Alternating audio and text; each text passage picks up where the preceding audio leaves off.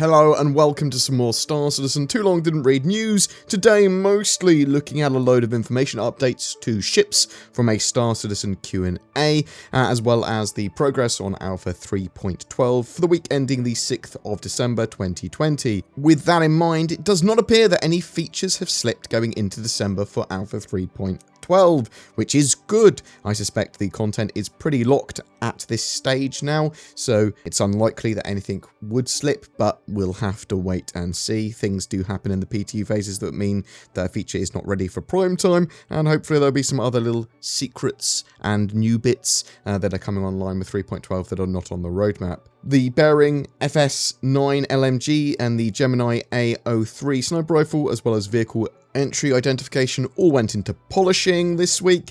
Alpha 3.12 is currently in its Evocati phase and could go into Wave 1 PTU as early as the coming week. From the Star Citizen newsletter, they said, be on the lookout for some exciting holiday happenings as we draw closer to the end of the year.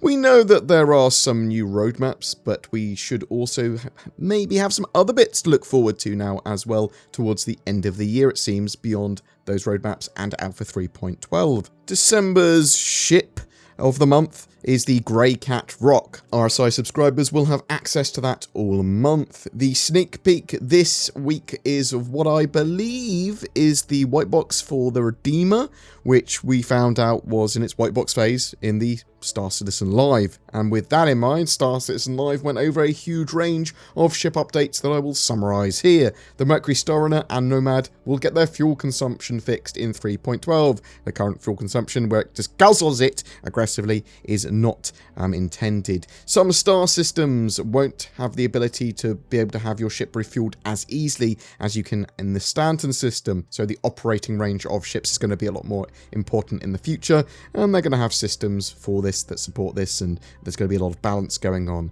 All ships will need to be updated for the physical components, power/resource systems, and physical damage systems. Some ships are more set up for those systems than others already, and all ships that they are currently building out are built with those systems in mind. Armor and projectiles will be more appropriately modeled in the future as well, but it's going to be a straight damage reduction for Alpha 3.12 for armor. Armor will be much better, much more simulated in the future with the physical damage system, but that's not yet.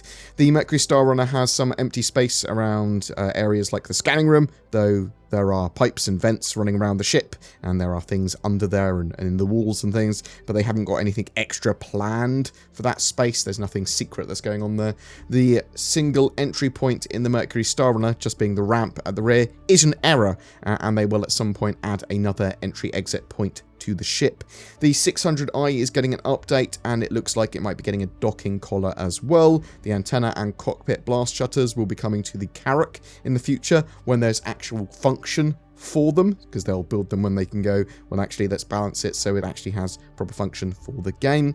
The Defender originally had the Banu Singe weapons that were hit scan at the time, and these were removed from that ship for balance and gameplay reasons at this stage. It may not be the default for its loadout anymore, and we should still see this type of weapon in the game in the future though. The Constellation Taurus regularly gets worked on a little bit and then paused as more important ship or project work sort of causes them to stop doing stuff on the Taurus, and they move on to that and then go back to it later. They are not secretly working on it, they're more like stopping and starting working on it due to changing priorities. It's not currently being worked on though, that Taurus. The Constellation will be getting some tweaks to its shield and flight performance. The ships might also get some other minor updates, including the struts in the cockpit being revised when they are sort of probably completing out the Taurus. They'll probably look at the struts of the other constellations at the same time. Various ships, including the Sabres, have had fixes and balance updates for 3.12. They said that they are aware that some ships like the Super Hornets are not performing as well as they should currently. Ships will all be balanced in the future for their intended roles and purposes. Typically, the older ships for the game are often doing worse in the game because they don't have all the systems, or they're not balanced with the new stuff in mind, but that won't be the case in the future. So basically, don't worry if your ship's underperforming. It will be performing as it's intended in the future. They are working on various component types, so you're going to see lots of different types and stats and choice for components for your ships and loadouts and gear. The current labeling of some components is civilian, industrial, competition, military. That's going to stay. That they sort of like denote the type of component that is and the typical stats that you might find for it, although they might go through some evolution of that naming process, I would suspect.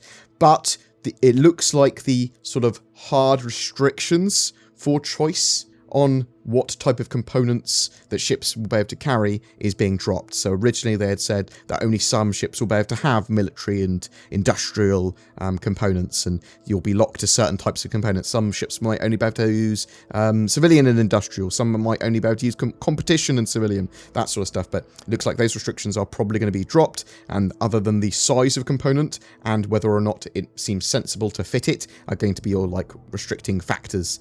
Not all ships have medical bays, even the larger and capital size ships, not all of them are going to have medibays.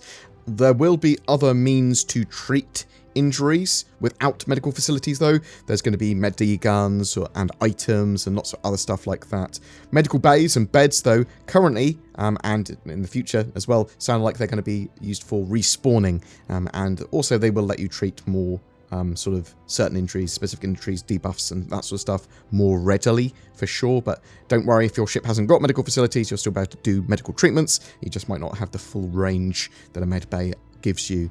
Modularity is planned for some ships in early 2020, it seems, which is fantastic because we've been waiting for modularity in ships and for the sort of like changes that you can do to some of these ships. The Retaliator is going to be getting these updates first, and then it's going to be rolling out to more and more ships after that. Panels, MFDs, and control customization of ships will be persistent in the future, so it will save all those changes that you make to them. Shield holes will be addressed when the Sign Distance Field tech comes online. The manufacturer customization system that the 300 series has will be coming online with other ships in the future, though that does take a while to set up, and there are other prioritizations at work here, and typically they'll go, well actually let's just try and get a ship done and out, rather than get it done and out and customizable with this system, as it would add a few months onto that sort of like time frame. Vehicle in ship spawning is not ready for prime time yet, but it will be at some point. They hope to fix issues with vehicles clipping through things when the server tick rates are stable, because at the moment sometimes vehicles are not properly adhering to physics and they fall through some of the sort of cargo bays, or they clip through bits when they shouldn't. Ships randomly opening their canopies in space may be fixed for 3.12. They have some fixes for that. Hopefully that will be working now. The Redeemer is in its white box phase, as I said. The Abandoned Merchantman has got a bit bigger since we last heard from them. Its cargo capacity is the same though, and it stayed the same landing pad size, but I am pretty excited about its increase in size. Maybe this has contributed to it going up by $100 in value in the recent Intergalactic Aerospace Expo, but I would suspect that's more that they want to slowly increase its price over the next couple of years, so when they release the ship and add a little bit more onto it, it's not a massive like it's gone up by £400 or something like that. $400. So we do know that it's in its concepting phase still, and it's going to be a while before we actually see it, so bear that in mind. The Polaris had a couple of updates, giving it a docking collar. It's got a bit larger, but only a little as well. The Javelins had various updates since we've last seen it. We should know more on the Hull C when ship-to-station docking is completed, potentially soon. The Hull A concept is being worked on currently, and the Genesis Starliner hasn't moved past concept yet either, and needs a concept pass. In Inside Star Citizen this week, they talked about capital ships, where the Perseus sits in the sort of pantheon of fleet battles and fighting capital ships, and the new tractor beams in Alpha 3.12. I've got a dedicated video going over all of that if you're interested, which I will link down below.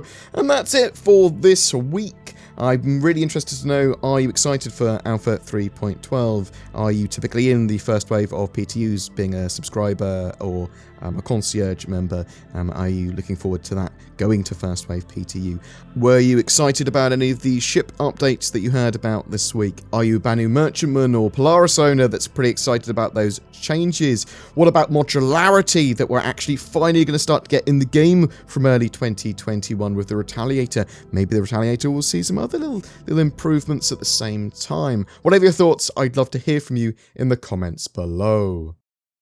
Ho, ho, ho! Merry Shipmas! We're giving away a Mercury Star Runner in December because it's Christmas and we do it every month anyway. Zin, put a Mercury Star Runner in my hand, because that's what we're giving away, and put a hat on it, like a Christmas hat. There you go. That's animation for you, potentially. I just moved my hand around. So just comment on any one of my videos during the month of December to be in for a chance of winning that. Also, maybe give someone special the gift that keeps on giving. I'm talking, of course, about NordVPN. Links below. Also, don't forget Shadow. They do cloud-based gaming stuff, so you can get that as well. Thanks for watching, guys. Click the YouTube join button, like and subscribe, do all that sort of stuff. Thanks for supporting the channel. Merry Christmas. Oh, oh, oh. Mercury Star Runner.